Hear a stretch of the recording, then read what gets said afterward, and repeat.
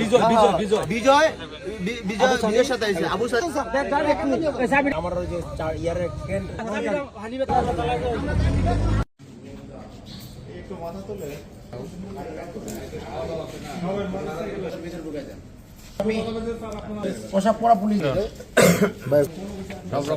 একটা প্রাইভেট আমাদের কাছে সন্দেহজনক মনে হয়েছে, তখন এই প্রাইভেটের পিছনে ধাওয়া দিলাম। তখন এই প্রাইভেটটা বেপরোয়াভাবে আরো চালু করছে। তখন এই পুরা এরিয়া দৌড়াইয়া আবার এই ঠাকুরবাড়ি টেকের ভিতরটা ঢুকছে।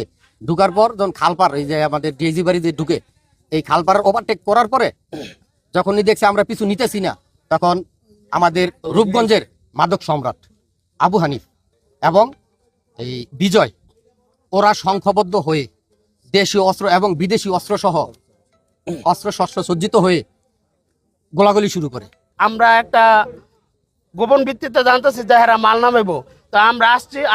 আসার পরে দেখলাম তারা এই মালটা নিয়ে এদিক দিয়ে আপনার মোড়াপাড়া স্ট্যান্ড থেকে গুইরা 3টা ঠাকুরবাড়িটা সিমটা গুইরা আপনার আমকা খালি ঘুরাইছে 3-4টা অটো।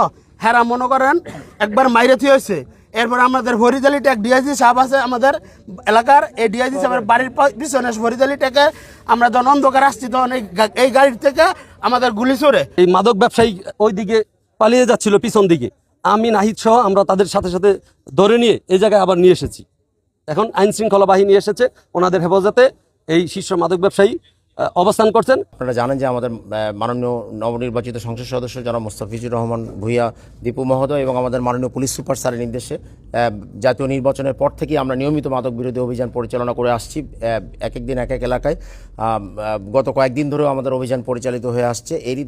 এরই ধারাবাহিকতায় আজকে স্থানীয় যুবদল এবং ছাত্রদল নেতাকর্মীরা মাসুম বিল্লাহ ওনার নাম, ওনার নেতৃত্বে ওনারা খবর পায় যে বড় একটি মাদকের চালান আমাদের রূপগঞ্জ এলাকার ভিতর দিয়ে পার হচ্ছে। তো ওনারা এই মাদকের চালানটা খবর পেয়ে আটক করে। তো আটক করার পরে আমাদেরকে ওনারা খবর দেয় যে হচ্ছে যে আমরা একটা মাদকের চালান আটক করেছি, আপনারা আসেন। আমরা খবরটা পাই, আমরা খবরটা পেয়ে সাথে সাথে আমাদের টিম রেডি করি। এর মধ্যে আপনাদেরকে একটু বলে রাখি আমরা যে যখন তারা এই মাদকের চালানটা আটক করে, এই মাদকের চালানের মধ্যে ছিল রূপগঞ্জের অন্যতম শীর্ষ মাদক ব্যবসায়ী আবু হানিফ।